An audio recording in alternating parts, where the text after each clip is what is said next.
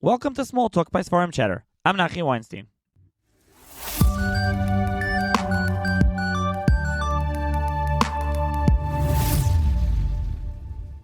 On this episode of SmallTalk, I'm going to be joined once again by Rabbi Scharf, and we'll be discussing his new book, or rather, Kuntris Arzarua, a simplified study of the Jewish calendar, in English, published by Mechon Zayis, distributed by Feldheim. A year ago, Rabbi was on the podcast. We discussed the Sefer Oz Nidbru on Dvarim. Now we'll be discussing, as I said, is Kuntris, although, as I was joking off air with Rabbi, it is not really a Kuntris. I mean, it is, but it isn't. It is, in totality, it comes out, it's a hardcover book. It's with the calendars, which we'll talk about. It comes to about 170 pages, so it's a little small. I want to make sure the listeners don't think we're talking about a little 50, 40-page pamphlet. So thank you, Rabbi, for joining me once again. My pleasure. Let's start off. Tell listeners about this book and why you decided to write this simplified study of the Jewish calendar. So the reason why I did it is I write about it in a very, very short introduction. A very short introduction at the beginning of the book. And I'll say it here now because it's really what gave me the inspiration to do this. So when I was a bunker still, and I was actually in my shidduch years, so I actually ended up marrying my wife where this story took place. So I came to the house and we were sitting and talking, and it happened to be December 5th, that day that I came to the house of my shver, Shmuel HaKayin Roth, president of the Aguda, Yish Talmid Chacham, a Munkach, a Chassid, Galante Talmud, Yish Talmid Chacham. Really very, very daunting to be in his presence. Anyway, we were sitting and talking, and he asked me, today's December 5th. What's December 5th? Starting to say the same Talmud L'Bracha. I said, yeah, you're right. We did, So he said, well, why did we start it on December 5th? I didn't know much about the calendar at that point, but I said, I don't know. I said, I'll get back to you. And I guess I was stuck to go out a second time then, So I went back and I looked up the Gemaras, and I looked up the Gemaras on the subject of She'ela, when you start saying Saint Talamata, and Lamaisa, they're very specific halachas. When you start saying it, ayin sham. I don't have to go through that now. But the point is, December 5th really had nothing to do with the Gemara. December 5th is a date that we fell into due to the inaccuracies of the way we run our calendar and the way we calculate our solar years and lunar years. And these inaccuracies over the years added up to the point where we were off by about we should start saying the Saint Talmud L'Bracha on December 22nd. On November 22nd. The difference between November 22nd and December 5th is the amount of time that added up due to the fact that we're calculating our calendar incorrectly. And I was able to come back to him and I said, look, the Goyim adjusted their calendar, and they got rid of the Gregorian calendar. They made they took on the Julian calendar, and they corrected it. But we never corrected our calendar, and December 5th really is wrong. It should not be that. And then, Baruch Hashem, I was able to impress him with my bit of knowledge that I accumulated on the subject. But the bottom line is, it got me very interested in the topic of the whole calendar in general, because by the time you're answering this December 5th question, you have to have gone through a lot of material to understand the answer to that question. And by studying the material and by getting into various, not just that question, which is a solar question, by getting into the lunar questions and everything else, I just became very intrigued, and I started writing it down. A year later, after I was married already.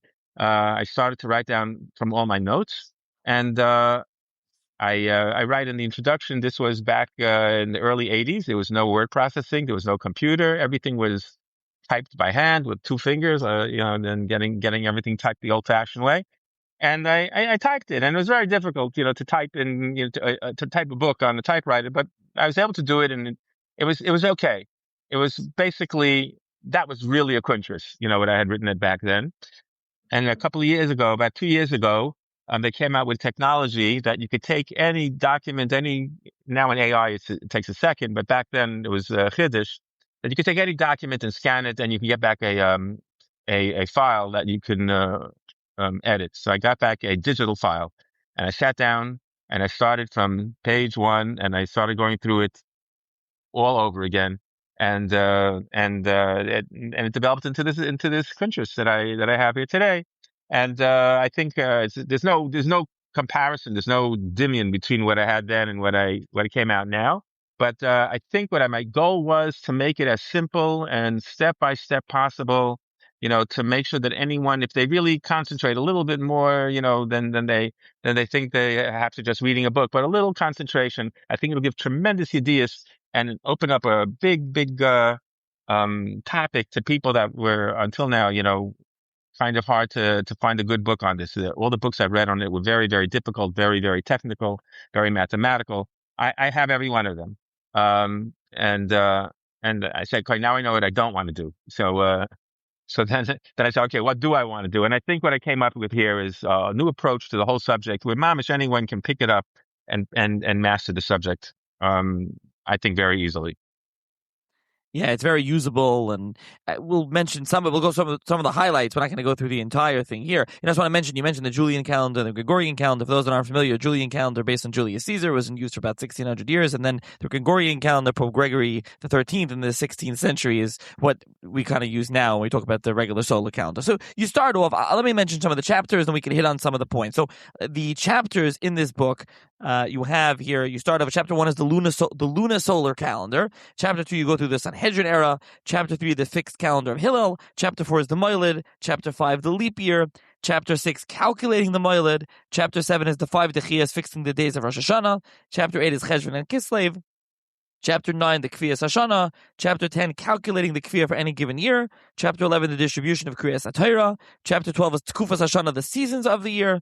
Chapter 13, constructing a luach for the year 5786, a non-leap year, and then chapter 13.2, constructing a luach for the year 5787, a leap year. So you have kind of, and then chapter 13.3, the year 6000, the last fixed luach, and then you have a 12-month calendar and so on. You have, various different appendices. You added different practical calendars and so on and so forth. So I think we should start with the lunisolar calendar, and you already mentioned that you're talking about December 5th. Wait, we have this secular date, and that's because that has to do with people are probably familiar to some degree. They probably heard the term Tkufa, Tkufas Nisan, Tkufas Tammuz, Tkufas Tishrei, Tkufas Teves, right? But I don't know if they know the different, the equinox, the summer solstice, the winter solstice. So it has to do with different scary sounding terms to people, probably, right?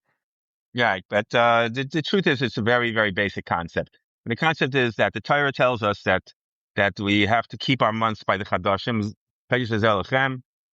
Reish Chadashim, and every single month is based on the Reish Chodesh, on the Moiled of the new moon. I explained in one chapter how we calculate the Moiled, what exactly means the Moiled. Interestingly enough, we'd never get to see the Moiled because the Moiled happens at a time of the month when it's not even visible. So in the times of the Sanhedrin, we declared Rosh Chodesh when it became visible, which was usually within a 24-hour period, 6 hours later or 18 hours later, depending where you are in the world. You actually begin to see the moon, but the Moiled happened already. Moiled happened well before you get to see the moon, but that's when they declared Rosh Chodesh. And I explain all that, how we calculate the Moiled, and that's really the foundation of all calculations of the whole book, because you have to know how to start with the Moiled, and then you can build from there. But the Torah tells us that the Chadashim are based on the months, but the Torah also tells us that the Yom Tovim are based on the solar calendar. That's why every Yom Tov has another name. It's Chodesh HaAviv, the springtime. That's a solar phenomenon. Chag HaAsiv, Chag HaKatzir. These are all agricultural phenomenons which are tied to the solar year.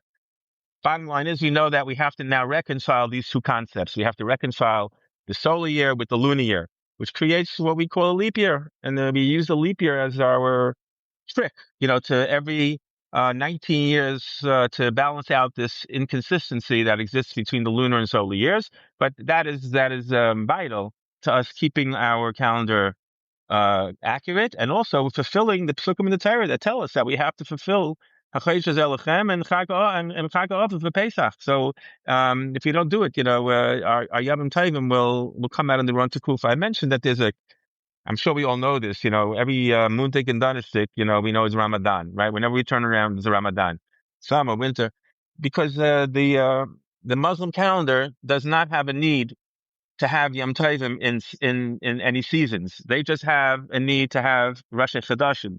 So they have a 12-month calendar based on 12 lunar months. So every year they're losing 11 days. So every 3 years, you're going to find that Ramadan is moving. We just finished with Ramadan. But next year it's going to come out 11 days early, 11 days. So the Ramadan will float. It's just a good example how the Yom Tovim would happen to us if we didn't have the concept of a leap year. But the Muslim calendar has the Muhammad calendar has no leap year, so therefore it doesn't really matter to them. I don't know what are the Yom Tovim they have. Actually, I have no idea what they are. But they're all, before Ramadan, after Ramadan, eating, fasting. But the Ramadan it doesn't really matter to them what season it comes out in. But that's the lunar solar calendar. The need to balance and to reconcile these two concepts. Right, and then you spend the chapter discussing the Sanhedrin era, which is what would happen with Kufas Sanhedrin. And I think, we can discuss that, or listeners can read that in that chapter. And then you turn to the fixed calendar of Hillel, which is what we have now, where the calendar is fixed. Right. So yeah, the Sanhedrin is just a bit of history, to show you how things were done when the Chodesh was done al pi Re'iyah, Eidim, and it was a very, very, easy concept to follow because nothing could happen unless Eidim came. So all the cheshbonos you want to make, are not really going to work because you're just waiting for Eidim to come. Of course, if it was cloudy and Eidim didn't come, then you fall back. Sanhedrin would fall back on cheshbonos, trying to work when they really knew the Mailid was.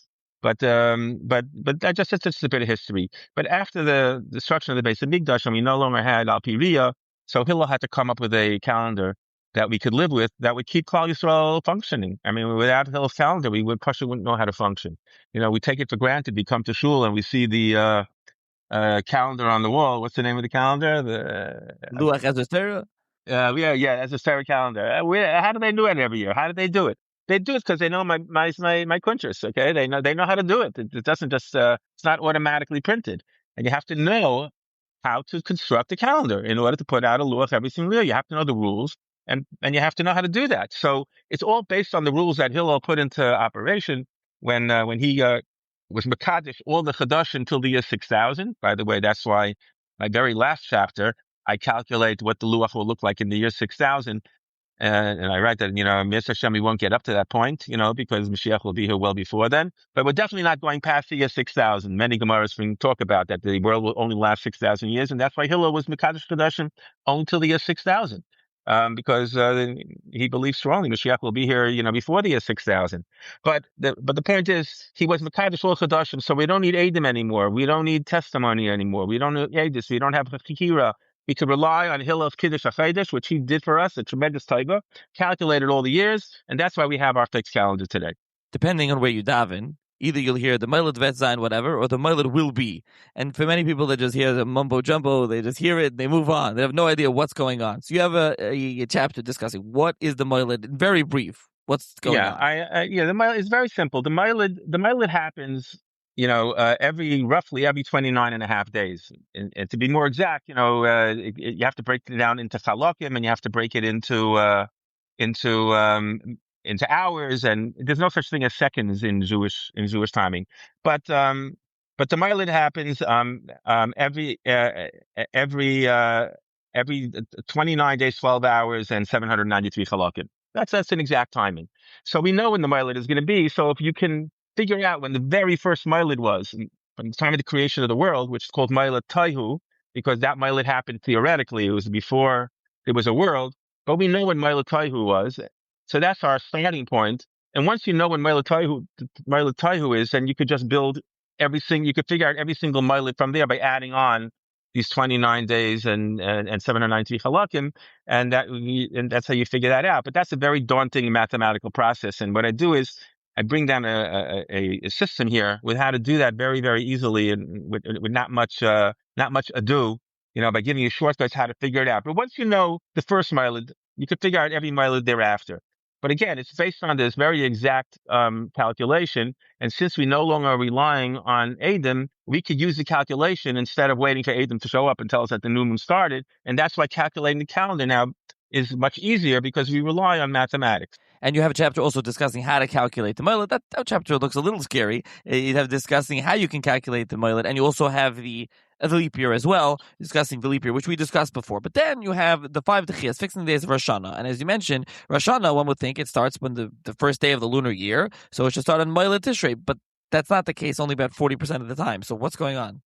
Correct. So what happens is that yes, in the best of all worlds, you'd figure out when Mailid Tishrei of the year 5787, and that day should be Rosh Hashanah. But that has ramifications to it. because there are other things that you have to take into account. For instance, we never want Yom Kippur and Shabbos to come out on 2 consecutive days. The Gemara says why? Mishum Maslim and Mishum Yarka, in case someone, Laura Lane who passes away, you don't want the mace to sit around for 2 days where you can't do a kvura. So we try to manipulate the calendar in a way that we shouldn't have certain events happening. For instance, the most famous dechia that we know, everyone knows, is Lo Avdu Rosh. Which Aleph Dalet Vav is Sunday, Wednesday, Friday. That no matter when the Meilah comes out, we'll never begin Rosh Hashanah on a Sunday, Wednesday, or Friday, because that would cause two problems. A, it would cause Yom Kippur and Shabbos to come out on 2 consecutive days, and B, it would cause Hoshana Rabbah to come out on the Shabbos, and we don't want Hoshana Rabbah to come out on Shabbos because the very important mitzvah by Rabbah, which required to do malacha, we didn't want to lose that either. So those are like the high level 2 reasons why we would mess around and recalculate when Rosh Hashanah can and cannot begin on certain days. And of course that leads into Lo Badu Pesach, and there are many rules that are out of this necessity. Again, I'm not going to get into other technical reasons. There's a Ma'ilad Zakein, and there's other things that can cause the year to be too long or too short. If for instance, if we start the year on let's say Ma'ilad Tishrei, but then we run into an issue with Lo Badu Pesach, okay? So that means we have to elongate the year. The year cannot be longer or shorter than certain number of days. So we have to keep manipulating the year and using. Actually, I'm going to give away one chapter now. We use 2 months of the year, which every month of the year has a fixed number of days in it, except for 2 months a year, and we call them the elastic months. And that's the month of Cheshvan and Kislev. They could have either 29 each, 30 each, or 129 and 130.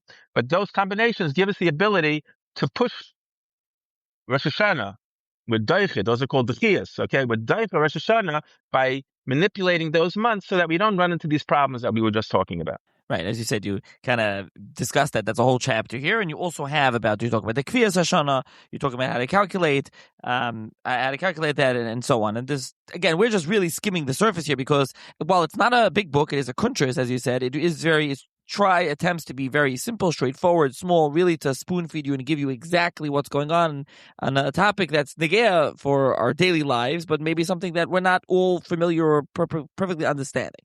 Now, you also have a chapter on distribution of Kriyas HaTorah. Why did you decide to include that? I decided to do that because that's a direct function of the number of days. Well, we have certain requirements, when certain parshas have to be read. For instance, Bereshis is never read on Shabbos. It's always read on. It's always read on the Shabbos right after. But V'zayis Bracha is never read on the Shabbos, right? It's always read on Simchas Torah. Devarim is always read on the Shabbos before Tisha B'av, because of Eiches Levad. You want to read that pasuk, and there's some parshias like before Shavuos. We don't want to read the Chukosai right before Shavuos because we don't go into Shavuos with the Teichacha. There's certain requirements when certain parts to be read and certain wish lists when we could want certain parts to be read. But however, if you go through the Kviyas Shana, you mentioned this earlier, there are only, of all the permutations and combinations that you're going to learn in this book, at the end of the day, there are only 14 possible kinds of years. They're all listed in the back. The rest don't work, either because of Lo Yadu Pesach or Lo Badu Pesach, all the Chiyas, they don't work. Even though mathematically they should work, but we do away with them because they don't work. So there are only 14 kviyas. If you go through each of those kviyas and you count the number of Shabbosim from Simchas Torah to, let's say, to any of the other weeks, even to Parshas Devarim. You know how many Parshas you have to fit in? There are 56 Parshas. We only have 50 weeks. Take away the Shabbos of the Yom Tovim, and to take away when Yom Tov falls on Shabbos. So all these kviyas have these variables in it. So you have to fit the Parshios into the number of weeks that are allotted to you in between these bookends of requirements for when you have to read certain Parshios. So I wanted to show you how the different kviyos will affect how we can do our laning, because we have to fit the parshios into certain segments of the year. Now, what's interesting is that you'll notice we never have any double parshios before Adar. All the combined parshios have to happen after Adar. The reason for that is because in order to know how many weeks you have in a year, you have to know whether it's a leap year or not. Now, in the times of the Sanhedrin, they didn't know which years were going to be leap years. they had to take many things into consideration that we don't take into consideration now. Now, all we take into consideration is the solar year. But they took into consideration whether the barley crop was ripe, so they could bring the Aimer. They took into consideration the condition of the road, so that people are regular. If it was a rainy season, if there was a lot of snow that year, they would push off again. Make an ibiyar to give more time for the ovens to be ready for Pesach. There were many things that the Sanhedrin took into account, which we don't do that anymore. But historically, they never declared a leap year till Adar, because that's when they were able to calculate all of these variations, and that's why we don't have any combined parshas before Adar. After Adar, that's when we knew it was a leap year or not a leap year. Based on that's when Sanhedrin would make their determination. We know already ahead of time because we have Hillel's calendar exactly which is a leap year, what's not a leap year. But we stick to to the way that things were done at the time of Sanhedrin, and therefore we double up on our parshios from Adar till the end of the years, where we have all these combination of parshios. But that's where the fun begins, because when you start taking out these 14 different permutations of calendars and you start counting the Shabbos that you have after Adar, after Purim, till the end of the year, you realize that you have to start putting parshios together. How many? That depends on the year, and that's why you have this chapter doing the calculation for you. How you combine parshios. But you didn't have the real fun. You could have gone with the minig that they did it every 3 years. The That's parsha true. I mentioned that. That is true. Yeah. Then you can really go academic for an academic exercise for what we I don't do also anymore. didn't do. I did. This book is written for Chutz La'aretz. I didn't do it for Eretz Yisrael, but Eretz Yisrael, we know, like we just had it now. It's Shavuos, okay? We have 2 days Shavuos. We didn't lane the Parashas Shavua. And Eretz Yisrael, they laned the Parashas Shavua on the second day of Shavuos, which is Vadam Shabbos. All of a sudden, they knocked off a parsha that we couldn't. We're obviously going to have to double up on one more parsha that they didn't do in Eretz Yisrael. So that's where the fun is. Maybe volume 2 I'll do an Israeli edition and do the calculations for them. Add a chapter. Okay, so then you also have Tkufas Hashanah. You have a whole chapter on the seasons of the year. We mentioned Tkufas and so on. But I want to really get to the last chapter, which you have, last overall chapter, constructing a Jewish calendar. So as you put it all together and you kind of feed to the reader that, okay, you've learned everything throughout this book. On page 88, you now can construct your own calendar, and you kind of set out to show them how to do that. Why did you decide to write this chapter? Well, because that's really the sikum of everything that you've read until now. If you follow all the rules and all the issues until that page 88, whatever page it is, you should be able to build a calendar. And the only thing you need to know if you're going to build a calendar is what year it is. So if I tell you building a calendar for 5,789, you just have to know, take that number 5789 and you start working your magic by knowing what year you're in. You can figure out, which we didn't discuss now, but from the time of the creation of the world, we're working in 19-year cycles. It's called the Machzor Katan. And every 19 years, we have X number of leap years and X number of non-leap years. And that's one of the very important things that you have to know. There's a whole chapter on the Machzor Katan. But we also know in the solar year, there's a Machzor Gadol, which is 28 years, which is why we know we do Birchas HaChama every 28 years, because that's another cycle that we're dealing with.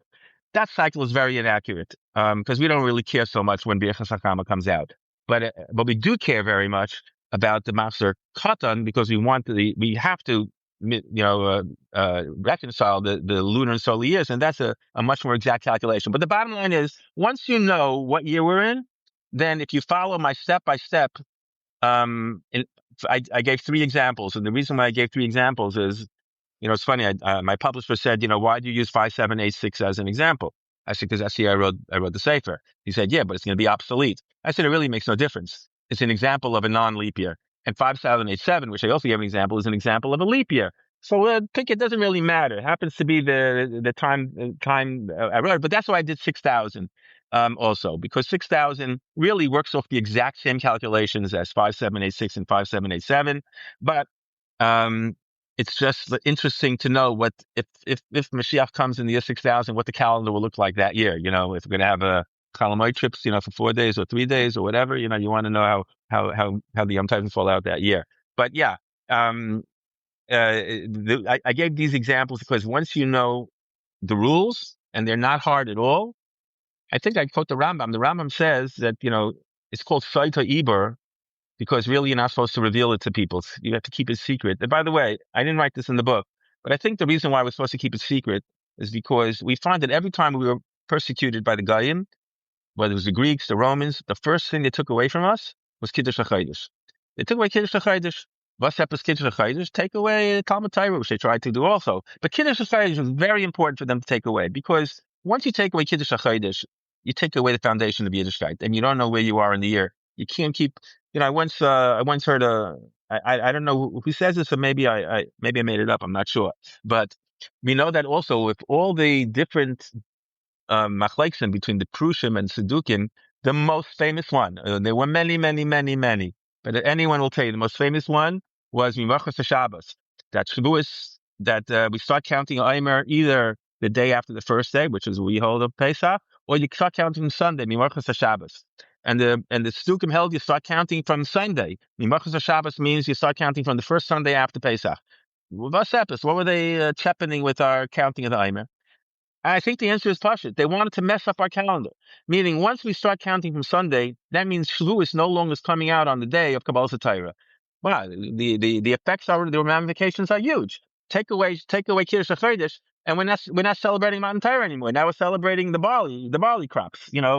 Which is probably what they wanted us to do. So we see that whenever people wanted to check with our Yiddishkeit, first thing they do is attack Kiddush HaChodesh, take away the basis of our calendar, and then we're lost. And that's why I think it's important to know how to build a calendar. Who knows? One year, someone told me a story that his father or his grandfather was in I think in Auschwitz, in concentration camp, and he knew what I wrote, he knew it cold. And it was up to him. Every year they were in concentration, they didn't have calendars. He would figure out the calendar every single year because he knew the rules that are in this book. And he was able to tell the people in the concentration camp, okay, I figured it out. Rosh Hashanah is coming out on this day, and this is when Pesach will be. And he managed to construct a whole calendar every single year because he knew these halachas. Someone recently asked me, why are these halachas important? I said, who knows where we end up? You might have to be the person one day that has to know how to construct a calendar to save Yiddishkeit. Who knows? But I was very moved by that story, that this person in the concentration camp knew these halachas and knew the rules and was able to save the life in concentration camp because he knew this. Amazing. And as you mentioned, the appendix in the back, you lay out all 14 options, all the different variations and permutations that can happen, all the possibilities. Then you have a complete calendar, as you mentioned, of this year, so non-leap year, next year a leap year, and the year 6000. So you have all those. That's all laid out in the back. That's kind of why it's an extra 30 or 40 pages or whatever that is in the back of the book. And so who would you say this book is meant for? It's interesting. We have a kollel here on the Upper West Side, and I brought it into the kollel 2 weeks ago when it came out.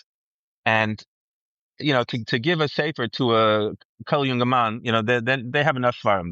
They're not coming to run, pick up, some sefer that just came out in their place or whatever. They have that. When I walked in with the sefer, every one of them came over to me and asked me for a copy. Every single one of them. We have 20 guys in the kollel there. They said, could I have my copy? Can I have a copy? I said, what? He said, we know nothing about the subject. We don't learn this. This is not something you learn in kollel. This is not, in Masechtas Rosh Hashanah, maybe a little bit, but this is not something we know. And it's easy, and I push it. I can't hold on to the books where I walk in. People want it. They want it. So it's not who is it for. It's for anyone that has any curiosity about the subject, which I think everyone does, because that's, we live with this. And I was so encouraged that, here with Kol Yungalai, who, believe me, this sefer is not on the level of their level of learning. It's not a lumdish sefer, but they wanted it. We were talking about this before, but I'm curious, and I'm sure the listeners are curious to hear. Last year you published Oznid Brew. We talked about that. Anyone wants to hear about that? And Devarim, the first volume, could go listen to that episode. Now you publish this. What is the reaction been? You can compare now. You have two books on very different topics. What has the reaction been to this one, the reception, versus that one? There's nothing to talk about here. This book is going to be way more popular than Oznid Brew. As Oznid Brew is a lumdish book, I hope so. I worked very hard on it, and you have to actually sit down, concentrate, and read it. But if you do, I hope people will get tremendous sipuk from it, because we talked about this last year. It covers a lot of issues in Sefer Devarim that no one really will sit down and learn unless you present it to them on a silver platter. So Oznid Brew presents all these topics on a silver platter, but you have to sit down and learn it, and you have to be interested in topics. But what's good is you can pick one topic in the book and you don't have to read the whole Sefer. But this, I think, is Maritza Lakal. I think this is, something that you can't read one chapter. You could read one chapter, of course, but if you want to really getting a schmuck out of this sefer, you really have to go through the whole thing. And it's like you said, it's not long. It's 88 pages of rules, and the rest is just charts. But yeah, who do I think it's for? I think it's for everybody. I really think it's for everybody. I think everyone should have basic knowledge of the foundation of how our years, how our luach works. Okay, I'll link to it in the show notes. It's available via Feldheim's website. Feldheim's distributing it. Machon Alizayis, they have it on their site. And it's at $20. It's a hardcover, so even though it's a kuntris, it is a real book. It's not going to be like a paperback thing. And you can get it in local farm stores as well. And so thank you, Bally, for joining me. Let me just clarify that. It's $19.99. It's not $20. Penny less.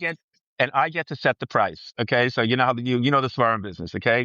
People don't go into this to make money. People go into this because they want to get a schmack out of, and sipuk out of what they're learning. So, obviously I set the price because, I can set the price because I printed the sefer, but I didn't want it to be too cheap that people should think it's that it's a cheap sefer. And I wanted to be expensive that someone should be able to buy it. And any book today, in a bookstore, you go to a book today, every book today is $30, $40, right? I mean, they're much more. And I wanted to make it accessible. Yeah. People ask me about this all the time. What's your price my book? And most books, they say people don't go in to make money. People collect the money. They have the money. Whatever it is, the money's usually covered, right? And they say, what should I price the book at? I say, well, used to be back. I knew some people price the book at $9.95.